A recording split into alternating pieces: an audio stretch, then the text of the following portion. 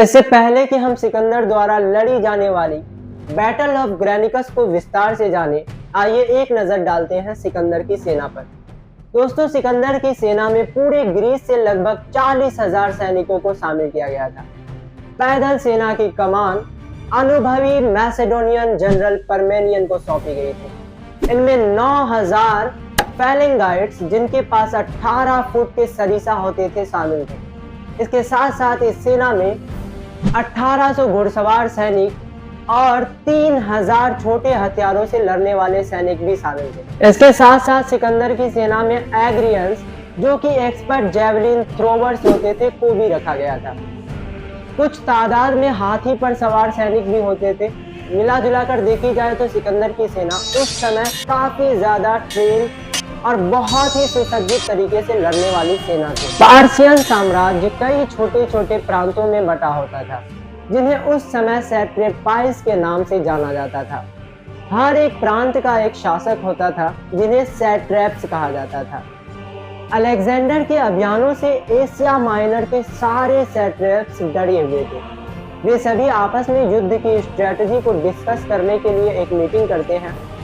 इसी मीटिंग में एक अनुभवी कमांडर नेमन ऑफ रोड्स, जो कि पर्शियन साम्राज्य की सर्विस में थे, वे पर्शियन साम्राज्य के सभी सैट्रैप्स को एक मशवरा देते हैं कि उन्हें अलेक्जेंडर की सेना से सीधे युद्ध करने के बजाय स्कॉस्ड अर्थ स्ट्रेटजी को अपनाना चाहिए। दोस्तों, इस स्ट्रेटजी के तहत खेतों और गांवों को जलाना होता था।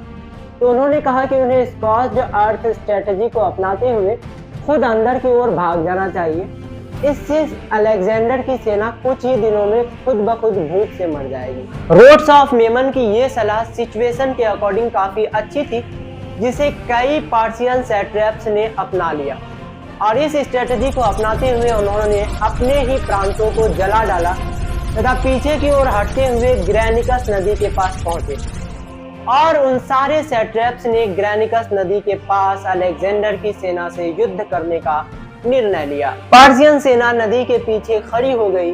इस युद्ध में पर्शियनों की तरफ से 10,000 घुड़सवार सैनिकों के साथ ईरान, अफगानिस्तान एवं तुर्की के ट्रेंड सेना को भी शामिल किया गया था और उनके सामने सिर्फ कुछ हजार ग्रीक सैनिक ही अलेक्जेंडर की ओर से खड़े थे, जिसे हराना पर्शियन सेना के लिए मामूली सी बात थी।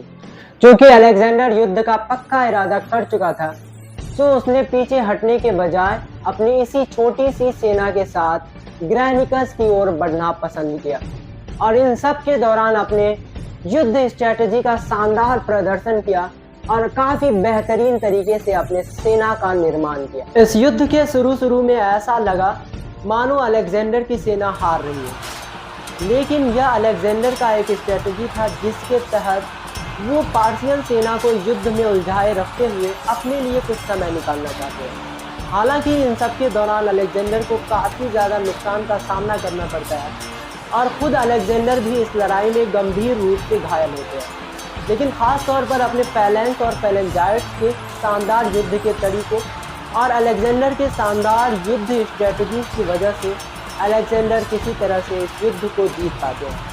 इस युद्ध को जीतने के बाद एशिया माइनर के एक बड़े हिस्से पर अलेक्जेंडर का अधिकार हो पाता है, लेकिन अभी भी पर्शियन साम्राज्य काफी पावरफुल और वेल्दी थी।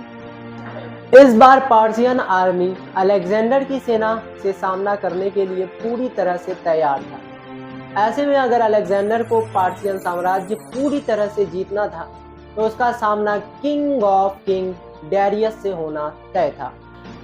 अलेक्जेंडर जब सार्डिस, जो कि पर्शियन प्रांत लीडिया की राजधानी था, की ओर बढ़ा, तो उसके कमांडर ने बिना युद्ध किए ही सरेंडर कर दिया, लेकिन अभी भी उसका सामना पर्शियन नौसेना से होना बाकी था।